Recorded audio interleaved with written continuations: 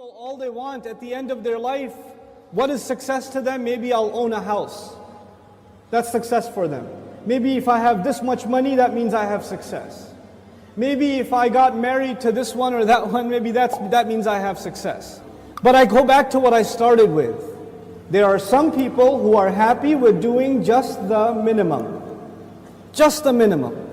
But I'm here to tell you, the young people in the audience today, Allah has blessed you, and I'm telling you, He expects great things from you. He does not expect the minimum from you.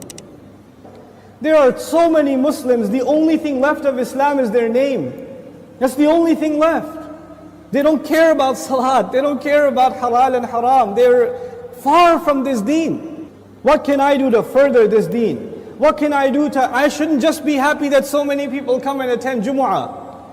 Does that mean everybody's heart is clean? Does that mean that we don't need any more reminder? Is that what that means? Or are there evils in our society? Are there youth that are turning towards drugs? Are there young people that are just living their life for no purpose? All they do is play video games and watch movies and go to sleep. And if you ask them for a purpose, they say, I want to graduate and get a job. Is that a goal? Get a job? Allah gave us such higher goals. Your job itself is a means to a higher end. But you know what? We are living in strange times. The people who need the da'wah the most today are the Muslims themselves. But even if you get a good job, but you don't do your job. You got the job, but you show up late every day. You got the job, but you don't finish any projects. You're sitting there at the desk wasting your time. You're going to lose that job. Somebody else will come and do it for you. You will not keep that job even if you qualified. Qualifications are not enough. You have to do the work. Allah Azza wa Jal is giving all of us, He's already qualified us. We are people of La ilaha illallah. We are already qualified. But that doesn't mean we're doing the work. If we don't do the work, if we don't concern ourselves, if we don't care, then you know what's going to happen. إِن تَتَوَلَّوْا يَسْتَبْدِلْ قَوْمًا غَيْرَكُمْ ثُمَّ لَا يَكُونُوا أَمْثَالَكُمْ. You turn away and Allah will replace you with a nation other than yourselves, and they will not be like you. They will not be lazy like you. And those are when young Muslim people have real iman. When young Muslims have real strength in their belief, then they have the power to change the world. They have the power to make the world a better place. But when young Muslim people don't have real iman, they don't have real conviction, then they are a waste of space. They are a waste of society, a waste of a generation. The only thing in their life, the most important thing in their life is, when is the next movie coming out? The most important thing is, when is the next iPhone coming out? The next most important thing is, man, I wish I had that car. That's it. Your life doesn't go any further than that. My teacher used to say that Islam is similar to climbing a mountain. You know, when you're climbing a mountain, you throw a hook and you climb. If you throw a hook not very high, then you will only reach that much. You can't reach any further. If your goal is money, if your goal is a six-pack, if your goal is a car, if your goal is a promotion, if your goal is entertainment, if your goal is girls, whatever your goal is, then you're only going to get that, you won't get anything else. But if your goal is something higher, to serve something more than yourself, you don't live a selfish life, you want to live for the sake of Allah and for the benefit of others, that's how you want to live, then you will benefit yourself definitely, but you will be honored in the eyes of Allah because you set your goal much higher. Our deen, in this beautiful ayah, Allah Azza wa Jal describes it, قُلْ هَذِهِ سَبِيلِي. This is my path. As-sabil is a path. And you know what? Allah did not say in this ayah, قُلْ هَذَا دِينِي. This is my deen. Tell them this is my religion. This is my Islam. This is my truth. This is my book. He didn't describe it with any other language except this is my path. And all of you know a path is like a journey. So Islam itself is being described as a journey in this ayah. What does that mean? That means in any journey you have to make progress, right? So even if you take one step, you are more closer to your destination than the day before. or the step before. Every single moment you are making progress in a journey.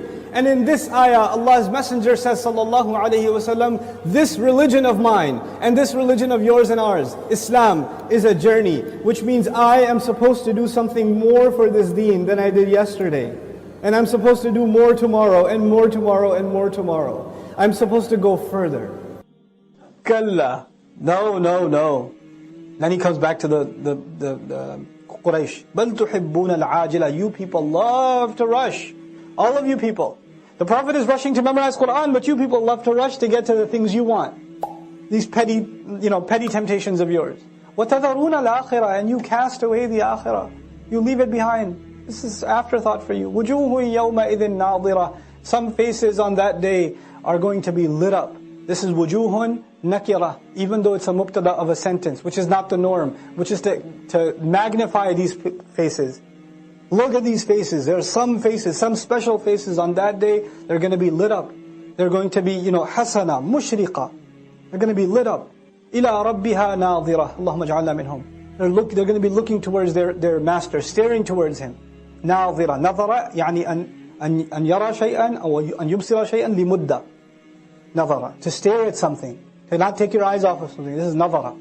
They're going to be staring at Allah Azza wa Jal. وَوُجُوهٌ يَوْمَئِذٍ بَاسِرَةٌ.